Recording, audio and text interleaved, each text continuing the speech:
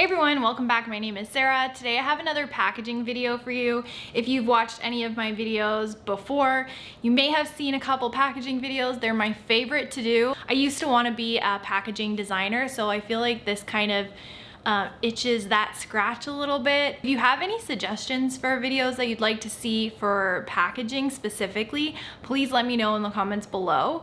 Today I'm going to be focusing on some pretty easy options that are very customizable and something you can do at home and probably find most of the materials at like a Staples, that's a Canadian kind of stationery or office supply store, or of course on Amazon. And then the stamps I'm using and the laser cut things that I'm using are actually from my own Etsy shop, which is called Return to Sender Co. So if you wanted to grab one of the stamps, I'll make sure to link that in the description box so you can go check that out. And just quickly before we get started, I wanted to thank the sponsor for today, which is Skillshare. Skillshare is an online learning community for anybody who's interested in learning more about a certain topic, or maybe they want to pick up a new hobby.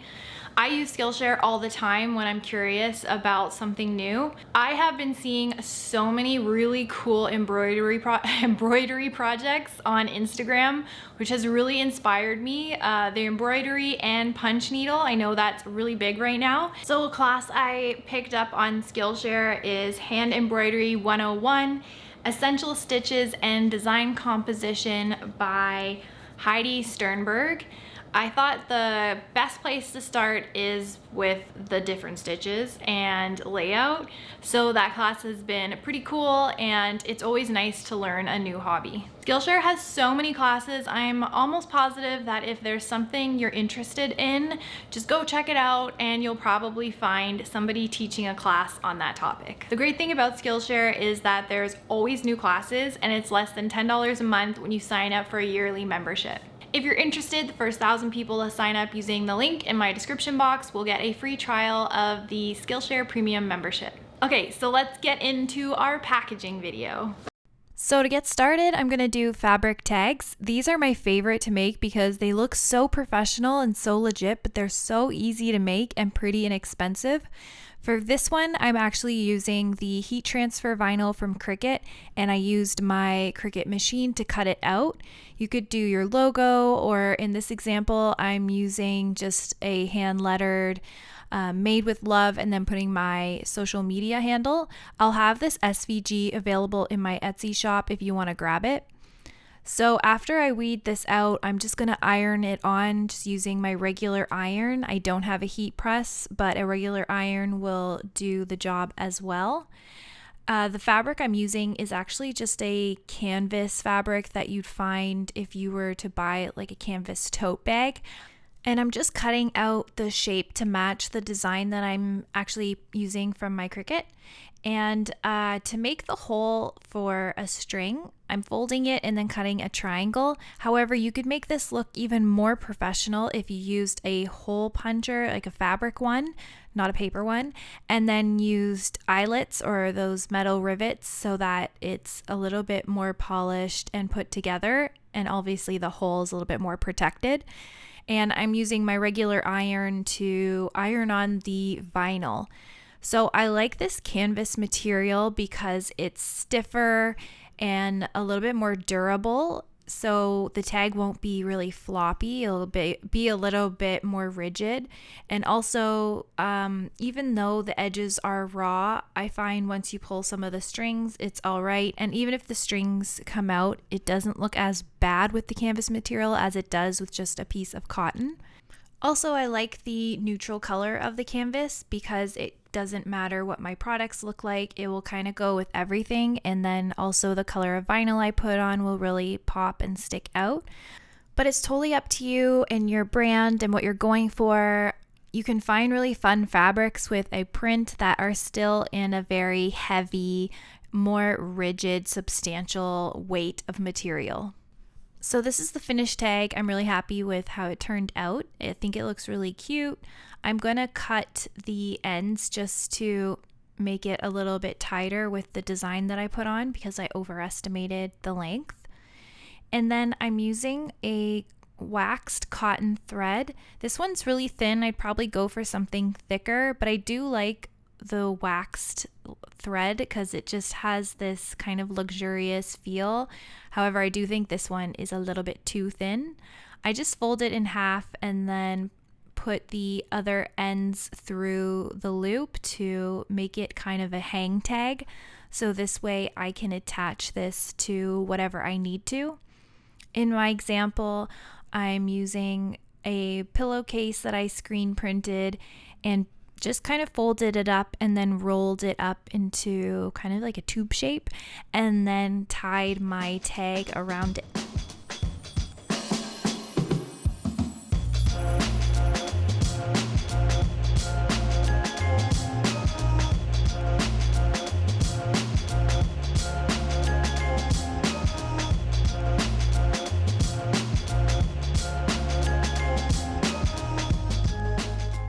If you don't want to do a hang tag, or if you don't have a place to hang the tag on, another idea is using a safety pin. I bought these really cute mini black safety pins from Amazon, and I just cut my fabric tag down a little bit, and I'm using the safety pin just to attach this to the label of a t-shirt. I think this would be a great idea if maybe you sold curated vintage items and you wanted to add a bit of branding to your shirts, or if you made anything that was a soft good and wanted to just safety pin this on, it would add a nice personal touch.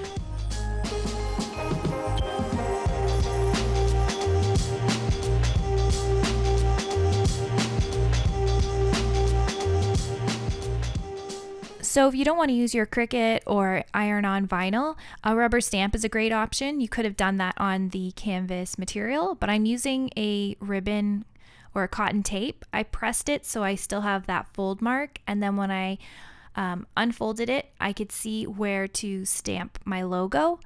So I only stamped it on the one side, and I have it folded because I'm going to make this a hang tag. Again, you can find these stamps in my Etsy store if you're curious. So this is what it looks like stamped. I have fabric ink too in case you're worried about washability, but for this I'm just using the water-based stamp ink because I'm sure nobody's going to wash this, but I do have fabric ink that's specific for fabric. So I'm using a piece of, I think it's just cotton twine or whatever, baker's twine, and I'm just wrapping that around and tying a knot. And then I'm just cutting a little corner at the bottom just so it looks kind of like a pennant or a banner. I think it makes it just look a little bit more finished as well. So I could use this to tie around my stamp handles when I sell them if I wanted to. So to secure this little tag, you could put a little stitch using a sewing machine or a hand stitch at the top, or you could just use these little safety pins I used in the other project. I do it on the back side so you don't see it, and then on the front side you just see a tiny bit.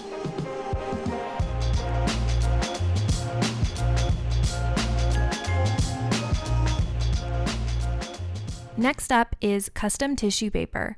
Buying branded tissue paper can be very expensive, so an easy way to do this is with your stamp. You can buy a huge stamp to cover more space, or a small stamp and do more stampings, and you could do pretty much any pattern you want. You can also pick any color you want because there's so many different color stamp pads out there. So I'm just doing this kind of diagonal design where it's all in line. It just felt the quickest and I didn't have to think too hard about it. This is definitely a more budget-friendly option, and you could probably just kick out a bunch of sheets when watching TV. But once you're ready, you can just fold up your t-shirt or use this to pack in boxes, and it just adds a little bit more polish to your packaging and reminds people of your brand. So I'm going to take this packaging a little bit further and add my tag. So I cut out a circle tag with my logo from my Cricut on heavy cardstock, and then I'm just using that twine again to thread through the top and bottom holes on the tag, and then the right and left holes on the sides of the tag, I did the same thing, just where the threading is through the back, so you see the logo obviously. And then I can just wrap these around and tie a knot in the back. I think this is a really interesting way of adding a tag that also makes it kind of useful. With cutting the logo out though, you can see it cuts out like the middle of the R, so it does look a little bit funny, just something to consider. I also did this with a wood laser cut, and I engraved the logo on the top so it looks a little bit better. I don't know if the Cricut Maker can do this, but I did this on a laser cutting machine, and it definitely looks a little bit more luxe. So maybe if you have a product that's more on the high end, this could be an option. So my last packaging idea is using this self-inking stamp and these Avery labels. They are 2 by 2 inch, which isn't the exact dimensions of my stamp, but it still worked pretty well. I stamped a few pages in a row, and this is what they look like. And I like this because I'm leaving a spot for my customer's name, so I hand letter those. And I have quite a few years of practice and experience with calligraphy, so I feel like it just adds a nice touch. I get a lot of comments in my other video about my writing. If you're curious or want to see a video on how I do this, let me know in the comments. And I use just regular tissue paper from the dollar store to wrap up my product. Right now I am using my embossing seal. I sell these in my shop as well, so I can wrap that in the tissue, and then to seal it shut, I just use my sticker that I made with the person or the customer's name. And it's kind of nice because it says custom made for Nancy, and the embosser or what I sell is custom made because it has their logo or maybe their wedding logo. So it is a custom design just for them, and I think it's kind of cool to have their name on it.